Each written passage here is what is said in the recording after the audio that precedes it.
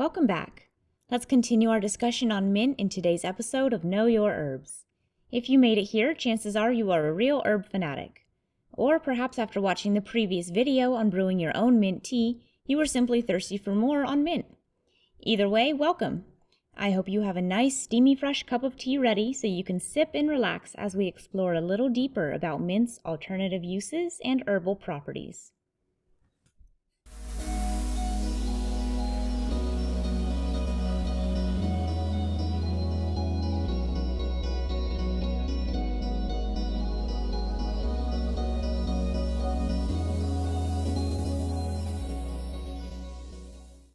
There are over 20 different varieties of mint. Peppermint, watermint, apple mint, chocolate mint, and pineapple mint, just to name a few. Spearmint is the oldest of all mints and is mentioned in the Bible. What did people even do with mint in those days? Well, they actually used it in some pretty fascinating ways. Peppermint is good for more than tea. In ancient times, Pliny the Elder instructed scholars to wear a garland of mint while studying to help with concentration. Mint is indeed known to improve memory, focus, and cognition, but not in the way you think. Check out my video on mint tea to find out why. Just follow the link in the description.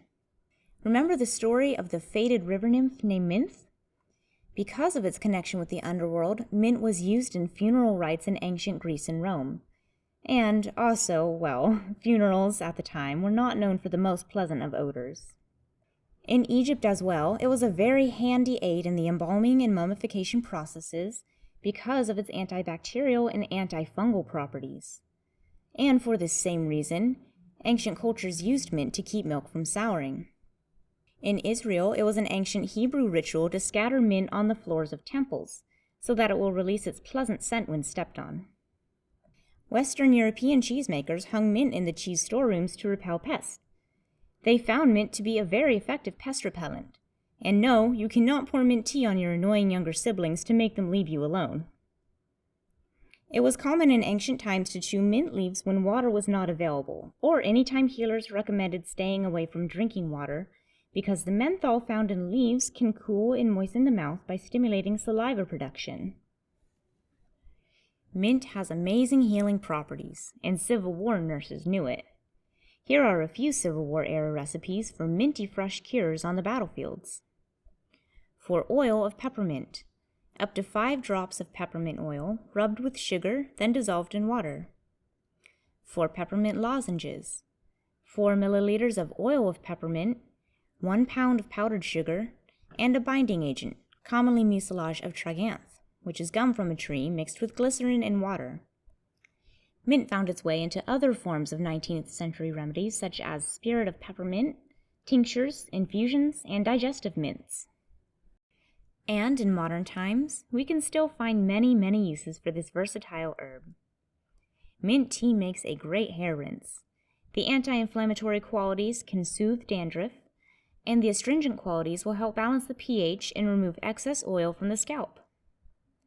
And because of those same properties, you can also use the tea as a toner to reduce oily skin or to cool the pain of a sunburn. We all know that mint is great for oral health. That's because the menthol in mint leaves kills anaerobic bacteria which thrives in low oxygen areas. And how can we talk about one of the most refreshing herbs in the world without mentioning a few ideas for freshening up around the house? You can clip a crushed sprig to vents to infuse your home with mint's graceful light smell. Or, for a bit of aromatherapy, you can tie a bundle of fresh mint to your shower head and let the steam do the work. Also, since mint does have pest-repelling qualities, you can use it to keep fleas away from pets. One way to do this is to fill a small pillow with mint and keep it near your pet's bed. Now let's get really nerdy. Botanists, nutritionists, and science buffs will love this next part. It's time to get into the vitamins and nutrients that are found in this revitalizing herb. Prepare to have your minds blown by just how helpful mint is. Fresh mint leaves tend to be a one-stop health shop when it comes to all the vitamins and nutrients this plant contains. In fact, if we pretend a mint leaf is an apothecary's chest, then imagine it is filled with vitamins. Let's say the drawers are labeled for their medicinal purposes. Need more energy? Reach into this drawer for your B vitamins, including riboflavin or B2, niacin or B3, and folic acid or B9. Or if you open the next drawer labeled immunity, you will find vitamin C and enzymes such as peroxidase and catalase. You see an interesting drawer labeled vasodilation. Inside there is one ingredient, menthol. That explains the sharp aromatic smell emanating from this drawer.